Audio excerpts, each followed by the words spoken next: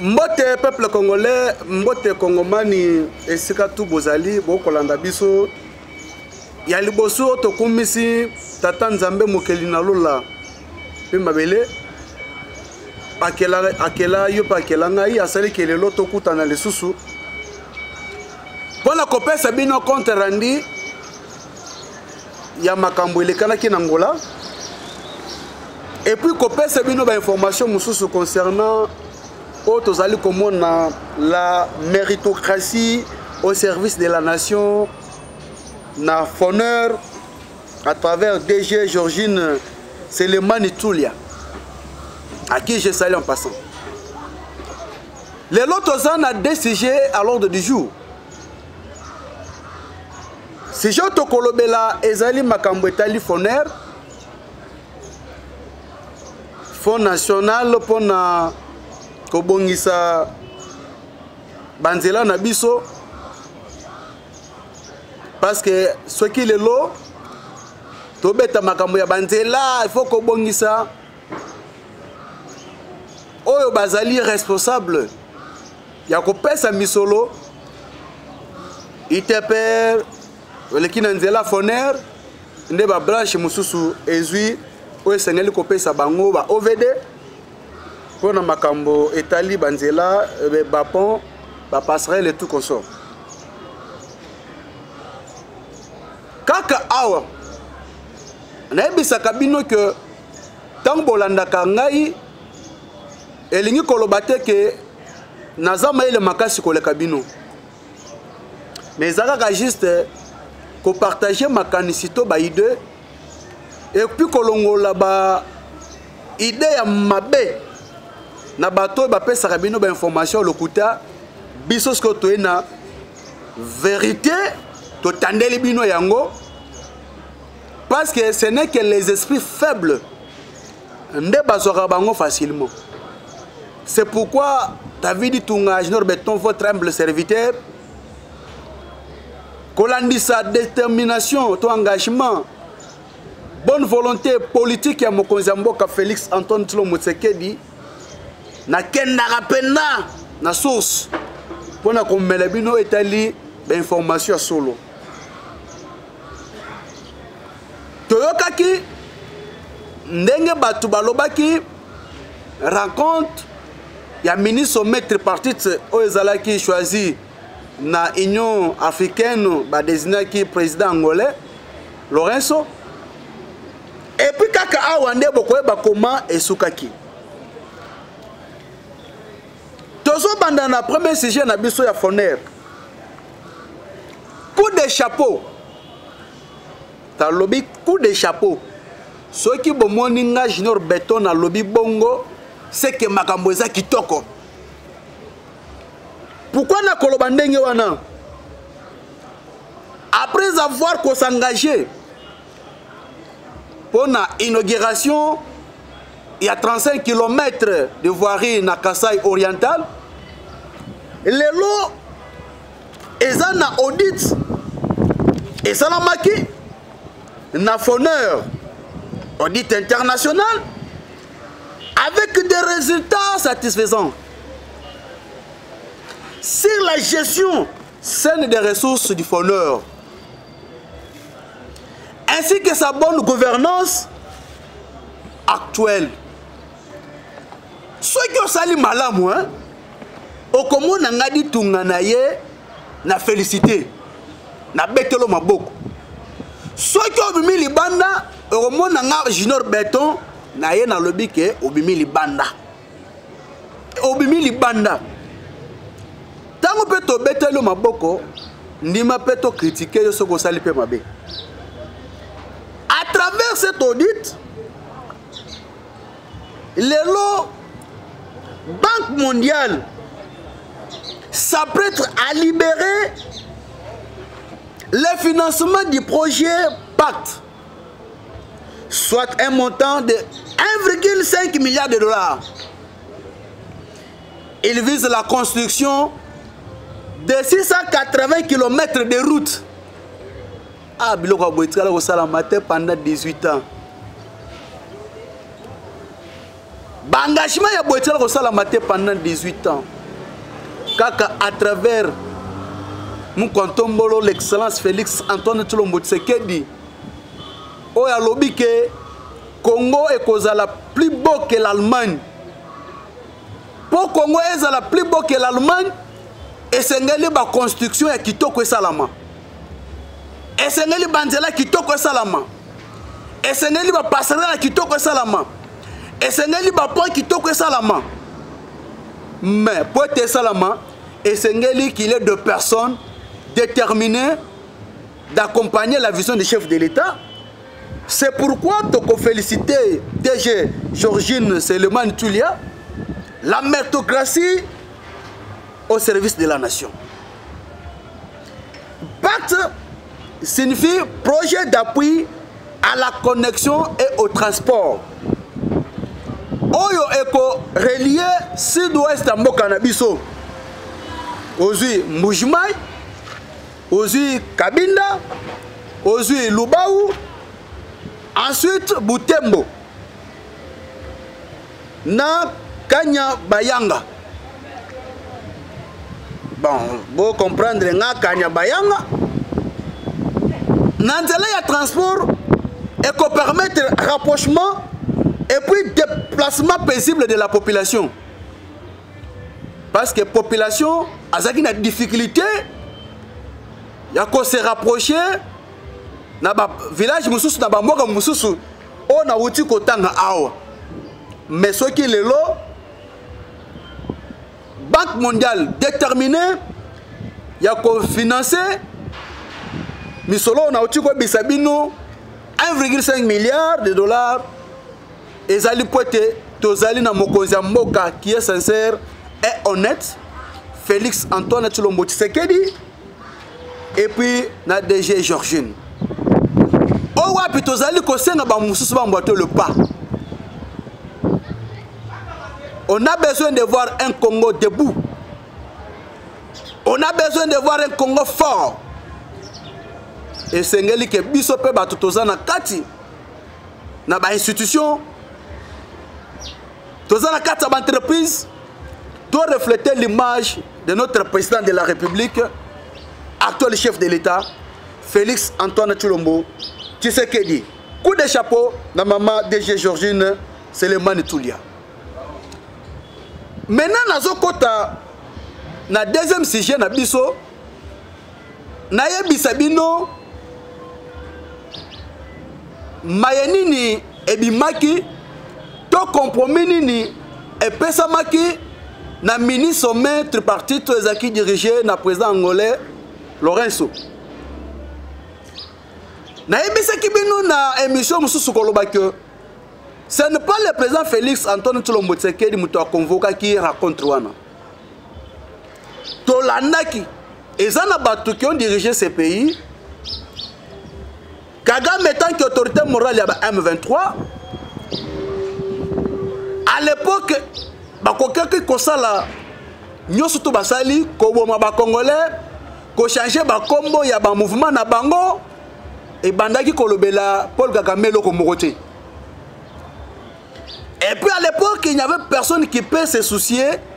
Il y a des bande konabiso bandaki kozala agressé, tué comme des chiens, comme des animaux à l'est. Et le président de la République qui est en Salaka descente na est à Lobaka que akola la pongite kino kimia et koyengela na est. Parce que ce que nous faisons est aussi le mérite mieux. Bana na biso sengeli batanga kitoko ko se déplacer calmement, pas circuler librement dans leur pays sans pourtant être inquiété par qui que ce soit. Lelo mokonzi mboka détermination na ye alobaki que makambo ni faut soit fin. Et lelo to monyango d'abord quand on a ba photo ezoloba ba image ezoloba ceux qui kezala qui peut-être attaque non solution to méthode monsieur za que no bagarre vena boye et regard au fatia tel que Paul Kagame et wan esprit ya mukishi la takiye wana penesprit ranger la takiye na moni pena mu konto mo la raisonner opposition pour degré Paul Kagame nagazo aspire na éviter Fatia Mitali atali Paul Kagame amitali atali loboko nazo bisabino c'était terrible. To yebisa ka Paul Kagame que mokonzamboka Fachi béton du coup comment kolela ya mukolo ils ont déjà côté la miss. À l'époque, tu n'as jamais comment Paul Kagame copé sa déclaration par-ci par-là, kolela. A combien kolela parce qu'il y a que oh aïe, Azamou Quantum Bolo. Fatibé. Alors, laisse-moi vous parler tant Bakoutani. Avant Kosolola, le président Félix avait conditionné Paul Kagame d'accepter et de parler la coopération. Il y a RDC na Rwanda et c'est Paul Kagame a accepté que c'est lui l'autorité morale du M23. Et puis Koluka Koyeba pourquoi Paul Kagame a zali ko soutenir ba M23. Mokonzambo ka ko chité koloba que ce qui Rwanda a refusé d'admettre qu'il soutient le M23, cela signifierait que il y a un agenda caché et nous allons nous prendre nos responsabilités comme État souverain. Prévient Fachi. Pas de détermination, boy. Malobaya, boy. Et c'est des pères et des mères congolais.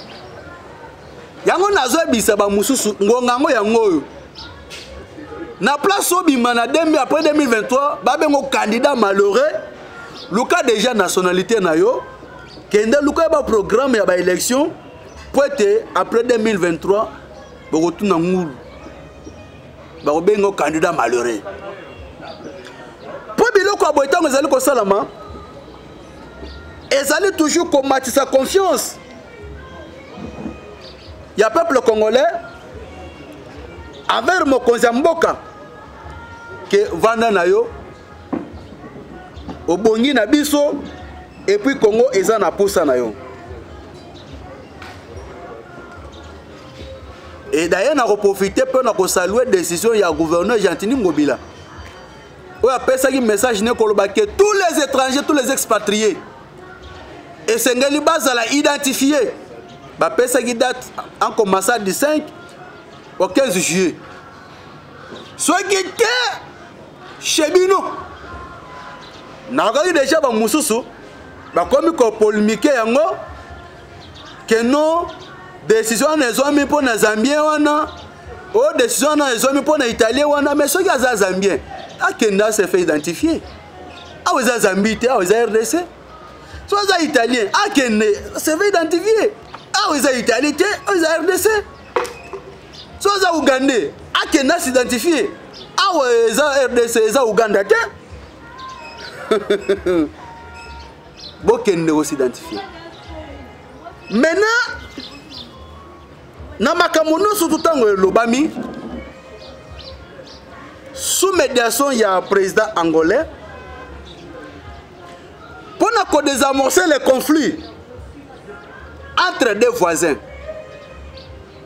c'est-à-dire RDC na Rwanda. Et ça n'a pas compromis pour sortir de cette crise. Parce que crise wana biso tout monde qui ango. Et le lot avec l'amour du patrie. Parce que ceux qui babana kobo mabande kona biso te to linga ki to mona ndeko Gilles Kalubi ko loba oya loba ki wana te. Donc naza pour oya loba ki te. Mais c'est un Congolais et il y a l'amour de son patrie, de sa patrie, pardon. Nebi Maki, Aza étranger. Na conseille quand même que a bénéficié de mesures de grâce. Parce que na mboka o to mona bato bazana na carte d'institution appeler les gens à la xénophobie. D'ailleurs on a condamné à tout moment. Mais baza libre. aza quand même congolais. J'ai toujours condamné ces propos.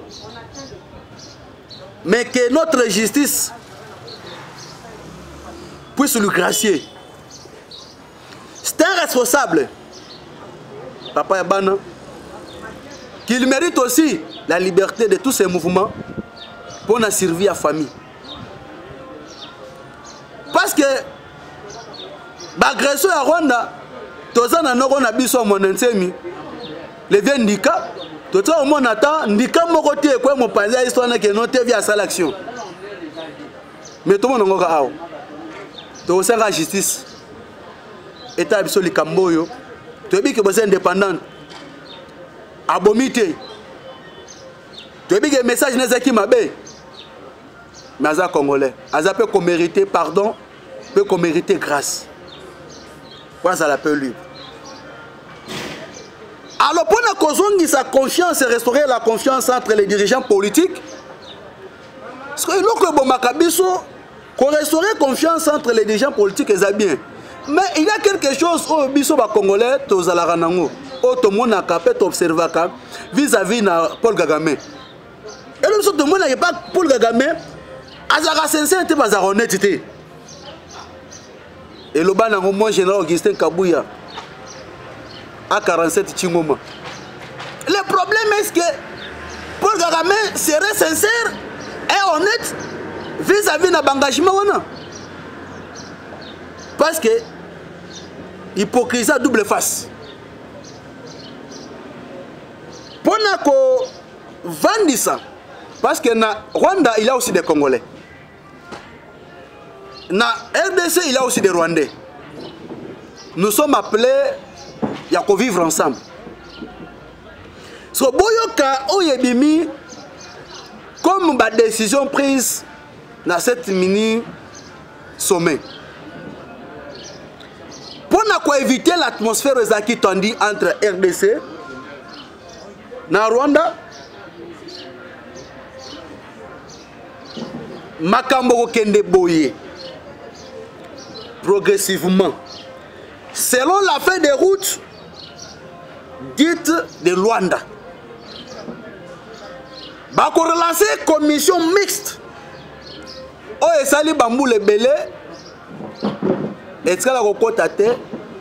Ce n'est qu'à travers Félix Antoine Tshilombo Tshisekedi et Kokota comme toute première réunion le 12 juillet à Luanda, Angola. Cette commission va servir. Il y a qu'à cesser le feu. Qu'à cesser le feu, on a dit que FARDC Nabiso attaquera Rwanda. Mais besoin défendre l'intégrité territoriale de Mboka Nabiso. Parce que M23, FARDC Nabiso a traité comme mouvement terroriste.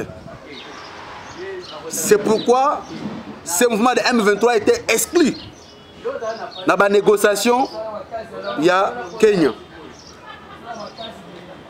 Et puis, cette commission essaie déjà arrêt immédiat. Il y a une hostilité entre les deux pays, tous les deux États. Le retrait immédiat et inconditionnel des forces rebelles du M23 et de leur position dans la zone frontalière. Et puis prévoit encore les retours Bozongi de tous les réfugiés dans leur pays d'origine et préciser que toute exploitation des ressources naturelles de la région doit se faire dans le district et respect de la souveraineté de l'État. Makambo na outi ko expliquer bino. Est-ce qu'à l'époque bandé ko salam? Ma décision oyo. Est-ce qu'à l'époque zomaki? Le président Félix Azali Koluka Kosili Makambo créé par Mobutu pendant 32 ans. Le président Félix déterminé pour négocier ça Makambo créé par régime Yakabili pendant 18 ans. C'est-à-dire aujourd'hui 32 plus 18, 50 ans. À l'espace de 3 ans, il est déterminé pour mettre fin na Makambo Zali Kosala Mana Est par rapport à Ndenge Bande Konabiso, Bako Kola la Pongite, Tomonaka Biso, Nabino, Tovandaka Boye, Missil Moko Kwei, Nekol, Banana Biso, Koufi, qui sont les innocents. Pourquoi? Je pense que la prochaine émission, na kodétailler bino, pardon, à chaque décision, pourquoi Bazu Yango. Et puis qu'est-ce qui s'est passé? Pourquoi va parvenir à la décision? C'est pourquoi je vous ai toujours demandé de vous abonner, de commenter, de partager. Numéro de contact est plus 243 82 283 22 25. Nabandeli plus 243 82 283 22 25. Makama boy okozwango wapi? Soki na dit tunga info TV. Makamba boy okozwango wapi? Soki na direct news télévision te. Tika ke pona lelo to suka mais à suivre.